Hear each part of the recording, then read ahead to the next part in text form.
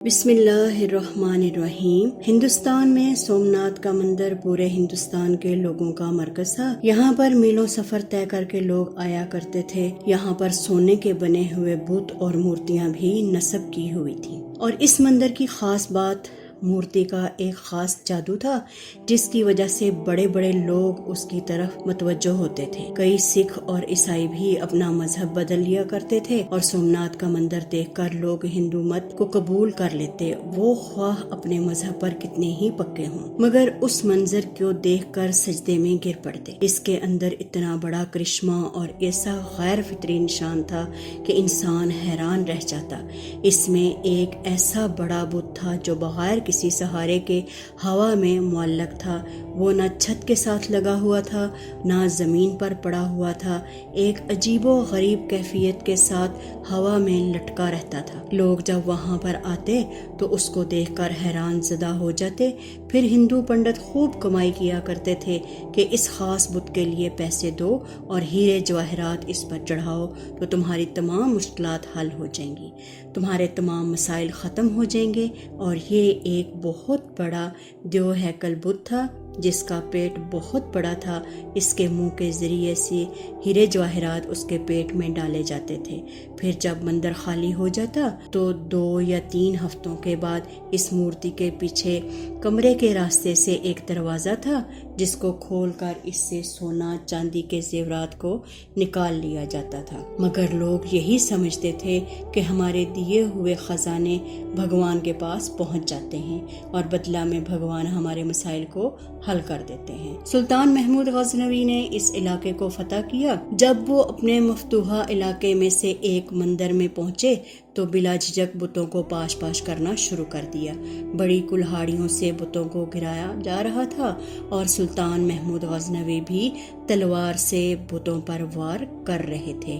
ابھی آدھا مندر ہی بتوں سے پاک ہوا تھا کہ بقایا کو دوسرے دن پر چھوڑ دیا گیا۔ دوسرے دن تمام ہندوستان کے بڑے بڑے پجاری اور پنڈت مل کر سلطان محمود غزنوی کے پاس حاضر ہوئے اور بڑے اتحاد کے ساتھ، بڑی لجاجت کے ساتھ اور درخواست پیش کرتے ہوئے کہا، اس علاقے پر آپ ہی کا قبضہ رکھیں گے، مگر ہمارے اس بت کو مت توڑیے۔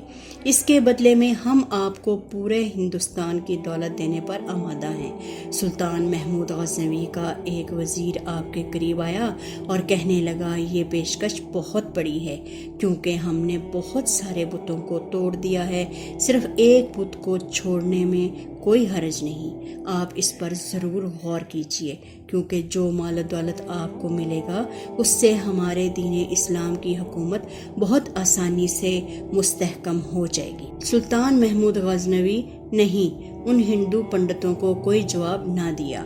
دوسرے دن اپنے ساتھ ماہر طبیعیات یعنی ماہر سائنسدان البیرونی کو لے کر مندر میں پہنچے، کیونکہ آپ اس معمہ کو حل کرنا چاہتے تھے۔ جب آپ وہاں تشریف لے گئے تو بت کو چاروں طرف سے گھوم کر دیکھا، کوئی پتلی چیز یا کوئی بھاری چیز یا کوئی معمولی سا سہارا بھی نظر نہ آیا جس پر بت کو ٹھہرایا گیا ہو یا جس کے ذریعے سے بت کو ہوا میں لٹکایا گیا ہو۔ سلطان بہت حیران ہوئے اور البیرونی کو ذمہ لگایا کہ آپ اس کا معائنہ کریں اور اس کی وجہ ڈھونڈیں کہ اس بت کو ہوا میں کس طرح ٹھہرایا گیا ہے۔ عجیب و غریب سما بن چکا تھا۔ بہت سارے وزیر اور سلطان محمود غزنوی بھی وہاں بیٹھ کر دیکھ رہے تھے کہ آخر اس کی وجہ کیا ہو سکتی ہے۔ البیرونی بھی پکے سچے مسلمان تھے۔ انہوں نے بڑے غور و غوض سے بت کو دیکھنا شروع کیا، قریب جا کر بت کو چھو کر بھی دیکھا اور چاروں طرف سے بغور دیکھتے رہے۔ آخرکار ان کی سمجھ میں یہ راز آ گیا اور وہ بڑی فاتحانہ مسکراہٹ لے کر بادشاہ کے سامنے حاضر ہوئے اور بڑے ہی ادب سے عرض کیا، حضور، اس بت کے دائیں جانب والی دیوار والی اوپر والی اینٹیں اگر آپ نکال دیں تو آپ کے سامنے اس کا معمہ حل ہو جائے گا۔ سلطان، جو کافی دیر سے تحقیق ہوتے ہوئے دیکھ رہے تھے وہ گہری سوچ میں پڑ گئے اور اپنے ایک وزیر کو حکم دیا کہ جن اینٹوں کی طرف البیرونی نے اشارہ کیا ہے وہ فوراً نکال دی جائیں۔ جیسے ہی اینٹیں نکلیں تو بت کا راز فحش ہو گیا، کیونکہ دائیں طرف والی دیوار سے اینٹیں نکالی گئیں تو بت دائیں جانب سے زمین کی طرف جھک گیا۔ ابھی وہ ذرا زمین پر گرا ہی نہیں تھا مگر اس کی ایک طرف بالکل نیچے کی طرف جھک گئی تھی۔ یہ چیز پہلے سے بھی زیادہ حیران کن تھی کہ اینٹوں کا بت سے کیا تعلق ہے۔ سلطان نے البیرونی کو بلا کر پوچھا کہ اس پہیلی سے ذرا پردہ اٹھائیے اور ہمیں بتائیے کہ آپ تحقیق کی گہرائی تک کیسے پہنچے۔ البیرونی نے بتایا کہ حضور در حقیقت یہ سارا بت بہت اعلیٰ قسم کے لوہے کا بنا ہوا ہے۔ یہ ایسا بت ہے جو مقناطیس کی طرف کھینچتا ہے، پھر اس کے وزن کے عین مطابق مقناطیسوں کو دیواروں کی اینٹوں کے اندر خوب بھر دیا گیا ہے، یعنی اینٹوں کے اندر مٹی کی بجائے مقناطیس رکھ دیا گیا ہے۔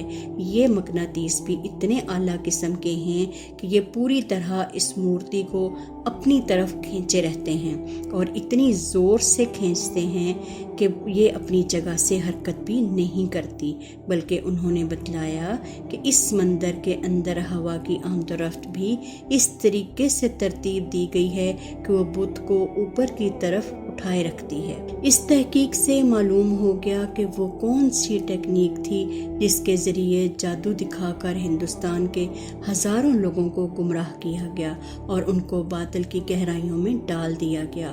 سلطان محمود غزنوی نے اس بت کو توڑ دینے کا حکم دیا اور بڑے بڑے طاقتور سپاہیوں کا ذمہ لگایا کہ وہ اپنی پوری قوت کے ساتھ اس بت کو ٹکڑے ٹکڑے کر دے، حتیٰ کہ اس کا نام و نشان بھی ختم ہو جائے۔